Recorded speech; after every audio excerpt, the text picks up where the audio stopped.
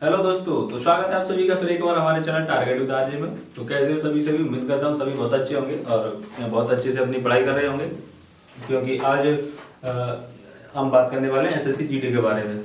और SSC GD का जो फॉर्म है उसकी लास्ट डेट खत्म हो चुकी है, फॉर्म भर चुके हैं और उसका जो एग्जाम है वो जनवरी फरवरी में होगा।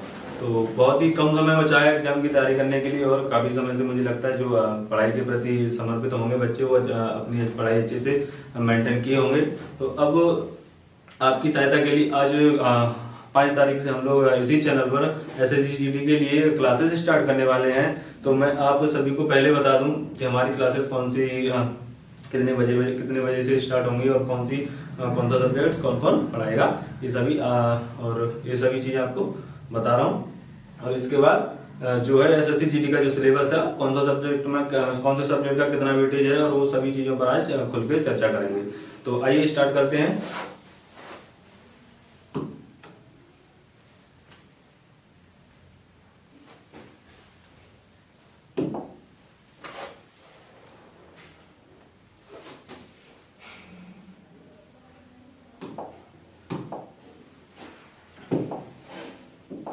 तो दोस्तों आप सभी को पता होगा कि एसएससी जीडी में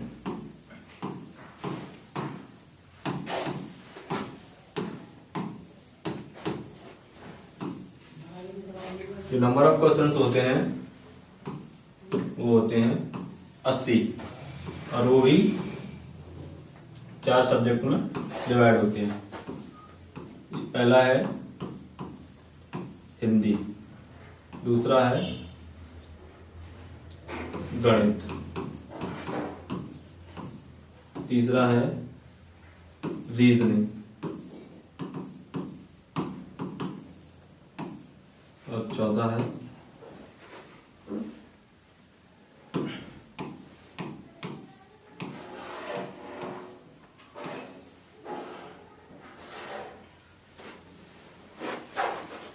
सामान्य जानकारी।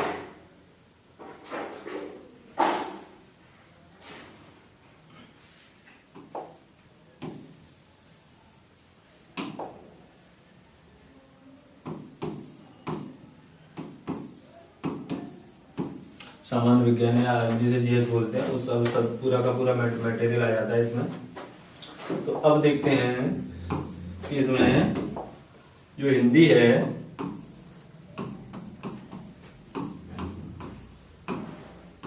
वो आती है, ये चारों सब्जेक्टों का वेटेज बराबर है। सभी सब्जेक्ट हैं जो 20-20 क्वेश्चन इनके आते हैं और सभी का एक क्वेश्चन का हर एक प्रश्न का इसमें 2 उत्तर मिलते हैं, यानी कि 80 प्रश्न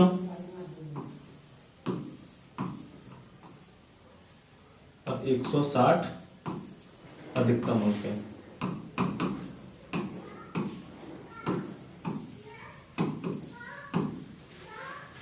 ऐसे ही गणित है, ये भी आपका 20 नंबर। ऐसे ही रीजनिंग,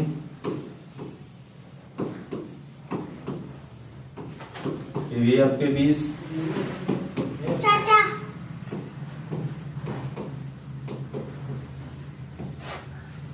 ऐसे ही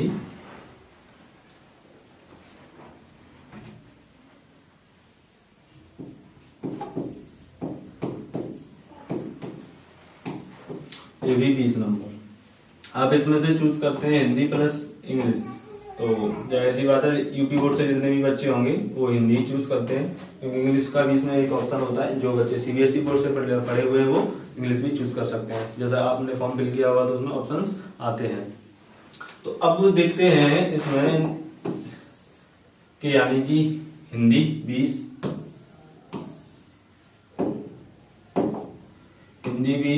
गणित 20, रीजनिंग 20, सामान्य विज्ञान 20, सभी जो चारों सब्जेक्ट हैं चारों सब्जेक्ट का वेटेज बराबर है, यानी कि आपको चारों सब्जेक्ट को बराबर लेके चलना पड़ेगा जब इस एग्जाम में एक अच्छा स्कोर कर पाएंगे। अदरवाइज किसी भी सब्जेक्ट को आपने छोड़ा तो आप अच्छा स्कोर नहीं कर पाएंगे। और आपको पता ही होगा कि यूपी बोर्ड की जो कट ऑफ है वो कितनी हाई रहती है। एसएससी जीडी की कट ऑफ है वो सबसे ज्यादा जो हाईएस्ट जाती है वो यूपी की जाती है अदर स्टेटों के मुकाबले। और यूपी में अगर आप यूपी से हो तो आपको बेस्ट स्कोर करना पड़ेगा जब भी आपको एक सीट मिल पाएगी। तो अब मैं बात करता हूँ बात कर लेते हैं इसकी।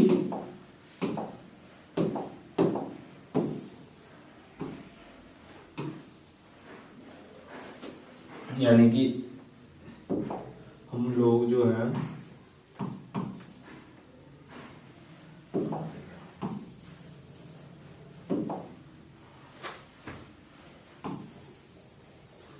इसकी जो क्लासेस हैं वो स्टार्ट होने वाली हैं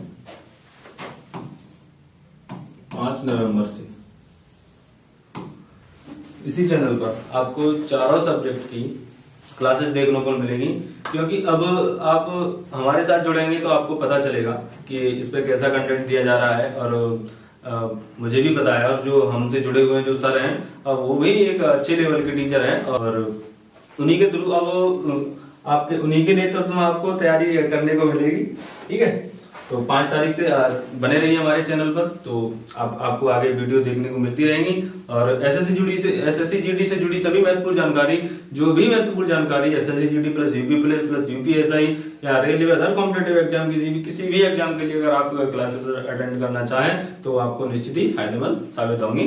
तो दोस्तों अब आगे बढ़ते हैं, अब बात कर लेते हैं किस सब्जेक्ट को आपको कितना समय देना है और किस सब्जेक्ट को ज्यादा समय देना है, किस सब्जेक्ट को कम समय देना है। इन सभी चीजों को ध्यान में रखते हुए आपको जानकारी दूंगा, क्योंकि एक सब्जेक्ट कोई सब्जेक्ट कम समय मांगता है और उसमें वो अच्छा स्कोर कर जाते हैं, और कोई सब्जेक्ट है जैसे रीजनिंग है, मैथमेटिक्स है, वो ज्यादा समय मांगते हैं और जो उनका स्कोर है वो भी बेस्ट कर सकते हैं उसको, उनको ज्यादा समय देकर। अब बात करते हैं, अभी हमारे पास अभी नवंबर स्टार्ट हो गया तो समय कितना बचा है, लगभग 60 दिन है। मुझे लगता है सिलेबस तो पूरा नहीं हुआ, लेकिन जो इम्पोर्टेंट चीज है जुड़ी है, प्रीवियस ईयर क्वेश्चन है, उनको लेकर ज्यादा चलेंगे हम लोग। और उम्मीद करता हूं कि प्रीवियस क्वेश्चनों को हल करते करते आपको जो एग्जाम का पैटर्न है उसकी जानकारी जो है वो एग्जाम के पैटर्न से वाकिफ हो सकेंगे, और इसके जो आगामी परीक्षा है उसको देने के लिए आप अच्छे से तैयार हो जाएंगे।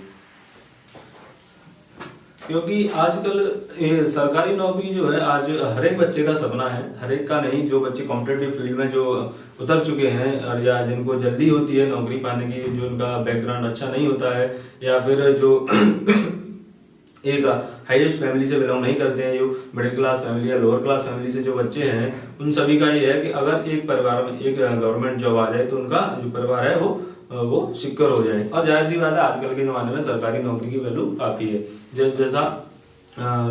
जैसा कंपटीशन है उसको देखते हुए, क्योंकि इतनी मारामारी मची हुई है गवर्नमेंट जॉब को लेके, तो जाहिर सी बात है अगर गवर्नमेंट जॉब चाहिए तो फिर सबसे आगे चलना पड़ेगा।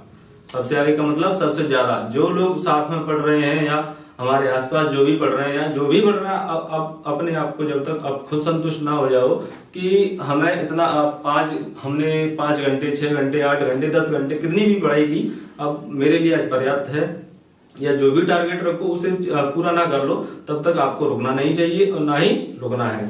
चाहे आप एक दिन में 10 घंटे पढ़ो या 12 घंटे पढ़ो या 8 घंटे पढ़ो, ठीक है, क्योंकि जितना अधिक पढ़ोगे, जितना अधिक अपने आप को तपाओगे, उतना ही अच्छा स्कोर आप एग्जाम में कर पाओगे। क्योंकि अगर आपने यहाँ पे मेहनत नहीं की तो आप एग्जाम में अपने आप को कोसोगे और कुछ भी नहीं कर पाओगे। क्योंकि एग्जाम का लेवल जो है दोस्तों वो काफी इतना हाई नहीं आता है, लेकिन जो आता है एग्जाम हॉल में जाके वो प्रेशर अलग होता है, और उस प्रेशर को अगर आप सहन कर गए या वहां पे मेंटेन कर लिया तो आप एग्जाम में एक अच्छा स्कोर कर जाओगे। अगर वहां जाके आप घबरा गए, जैसे अब आपने यहाँ पे पढ़ाई की नहीं तो वहां पे जाहिर सी बात है आप घबराओगे ही।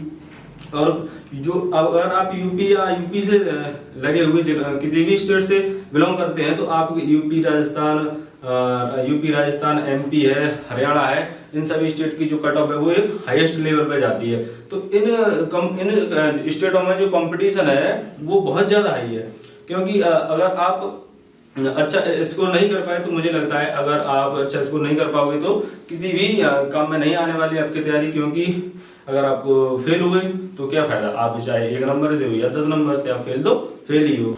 और अपने आप को इस प्रकार ढालो, अब बचा हुआ जो समय आपने इतने समय में जैसे भी पढ़ाई की हो डजंट मैटर, कुछ भी नहीं करता, लेकिन जो बचे हुए जो 60 दिन है ना, आप इनको घोट के पी जाओ, इनमें अपने आप को तोड़ डालो। 60 दिन, यानी कि परीक्षा के समझो ये आखिरी 60 दिन है। कि अगर 60 दिन मैंने अच्छे से मेहनत कर ली, अगर 60 दिन भी मैंने अच्छे से मेहनत कर ली, तो हो सकता है आप परीक्षा हॉल में आपकी मेहनत रंग लाए। क्योंकि आप अच्छे से नहीं पढ़ रहे हो, जैसे आप पढ़ाई कर रहे हो, आप 1 साल से पढ़ रहे हो, और आपको अगर आप मन लगा के नहीं पढ़ रहे हो, एकदम डेडिकेशन से नहीं पढ़ रहे हो अगर, तो कोई भी फायदा नहीं। अगर आप 2 महीने भी डेडिकेटेड पढ़ाई करते हो ना, तो आपकी पढ़ाई 2 महीने वाले भी एकदम आपको रास आने वाली है। क्योंकि 2 महीने आप मन लगा के पढ़ोगे ना, आप जी जान लगा के पढ़ोगे, 8 घंटे, 10 घंटे, 12 घंटे आप पढ़ो, मैं कहता हूं आपका सिलेक्शन होके रहेगा, ये मेरा दावा है। क्योंकि डेडिकेशन एक अलग चीज होती है और समय निकालना वो एक अलग चीज होती है। तो आप, मुझे आशा करता हूँ आप समय निकालने वाले नहीं हैं, आप डेडिकेशन के साथ पढ़ाई करने वाले हैं। तो डेडिकेशन के साथ पढ़ाई करने वाले हो तो आप, मुझे पता है आप अच्छे से पढ़ाई करोगे तो आप एग्जाम निकाल लोगे। तो ज्यादा समय ना लेते हुए मैं आपको बता दूं, इस चैनल पे 5 नवंबर से SSGD की क्लासेस स्टार्ट होने वाली हैं। तो आप कंटिन्यूअसली बने रहिए हमारे चैनल के साथ, और ऐसे ही हम आपके सामने आपकी मदद करने के लिए, आपकी सहायता के लिए आते रहेंगे और अच्छी अच्छी वीडियोस लाते रहेंगे और सभी महत्वपूर्ण जानकारियां देते रहेंगे। तो जय हिंद दोस्तों, फिर मिलेंगे, आगे फिर मुलाकात होगी। जय हिंद।